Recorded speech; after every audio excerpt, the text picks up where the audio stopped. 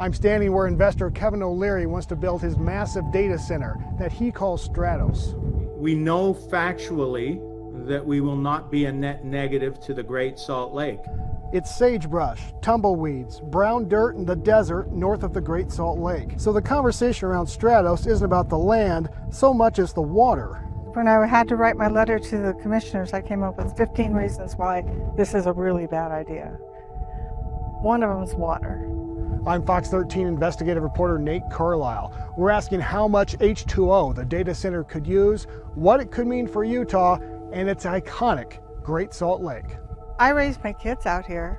We went camping and rock hounding, and my husband took the kids hunting and come out here and camp and star watch. This area was once the north shore of the Great Salt Lake. Right now, very dry. Brenna Williams says it's her love of this land that led her to become involved with the Box Elder Accountability Referendum, or BEAR. This is my kids' and my history. I don't want to see it ruined. BEAR is opposed to the Stratos data center. The worry? It will use water the Great Salt Lake doesn't have to spare. We went with Williams as she took journalists from Germany and Sweden on a tour of the planned Stratos sites in the surrounding area. As seen on this map, the data center is planned between the Great Salt Lake and Interstate 84. This country is sacred. It's pristine. There's something just really grounding about this country. Before we talk more about Stratos, a reminder why the Great Salt Lake matters in the first place. The Great Salt Lake helps generate snow, which provides the majority of the Wasatch Front's drinking water. The exposed lake bed has caused dust to blow into Utah's urban areas, and the lake is a stopover for birds migrating between South America and the Arctic. Not only are we going to affect our ecosystem, we're going to affect ecosystems from South America to Canada. This is one of the very few places that the birds actually have fresh water for a stopover. The modern data center does not use a lot of water, period. Paul Palangin is the co-founder and CEO of O'Leary Digital, the company that wants to develop the Stratos project. This site is uniquely suited for power generation and data center operations because the topography of the land is excellent. Claiming Stratos will cool itself by recirculating water. Now it's become very efficient.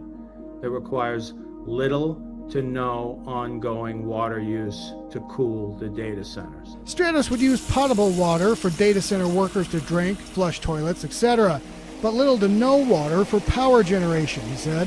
So, how much water does Palangin expect to use annually? I can't give you an exact figure at this time, but approximately, I would say at full scale of the project, no more than the acre feet that's available to us there at present. It's approximately 1,800 acre feet. That would be as much water as 5,000 homes use every year, even if it would be less than some data centers consume. We know that the numbers illustrate the massive dependency on water systems. Firas Batarse is a Virginia Tech University professor and its AI lab director. Batarse, who studies data centers and water, is skeptical available technologies will save as much H2O as O'Leary and his team say. Regardless of whether we use on-chip cooling, liquid-to-chip cooling, if it's closed loop or open loop, all that stuff, okay, there are tiny differences in improvement. The water is supposed to come out of the ground, nothing taken directly from the Great Salt Lake or the rivers that flow into it. Groundwater, though, is its own story. If you say, I'm going to pull from groundwater and assume that's disconnected from surface water, it shows the lack of understanding, because the one water concept, where we're talking about water cycle. So the cycle from rain, from lakes, from rivers, groundwater, it's all basically connected. In 2024, the Utah Geological Association published research estimating 10% of the Great Salt Lake's water comes from groundwater. My dad's with us today. This is a picture of him out here in the mid-1980s when the state was worried about the water line coming up too high, and the water came right up to the shore here. He would have been probably just around the edge over there. Val Anderson leads Mineral Resources International. He's opposed to Stratos too, and was one of the guides on the journalist tour. My family has been harvesting mineral and trace mineral products for human consumption since the late 1960s. You could see water seeping through the ground out into the lake from here.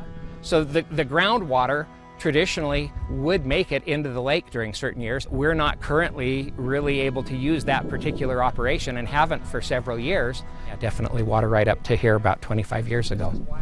Much of the groundwater in the area goes to raising cattle or growing alfalfa, including for export. O'Leary and Panagen have argued Stratos is a way to keep water in Utah. But Batarseh, the Virginia Tech professor, says if the issue is whether resources are being shipped abroad... Who's going to use those data centers? Is it going to be all America? Absolutely not. Yet O'Leary and Panagen say they see potential for Stratos to add water into the lake, partially through plans to not use some of the water shares that are going to agriculture right now, and this idea.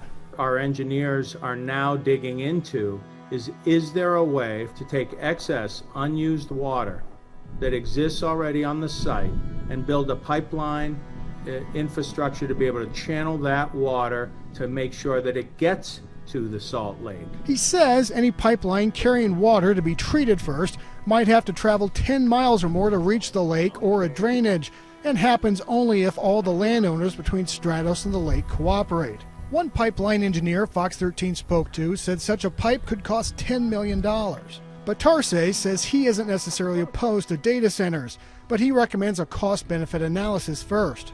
At this point, there's not enough data to illustrate what they're claiming.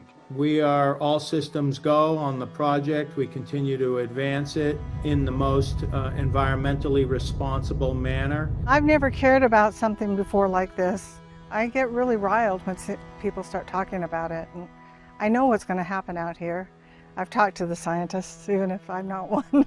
In Box Elder County, If you take water out of the aquifer, it's going to lower the water table for everybody. Nate Carlisle, Fox 13 News, Utah.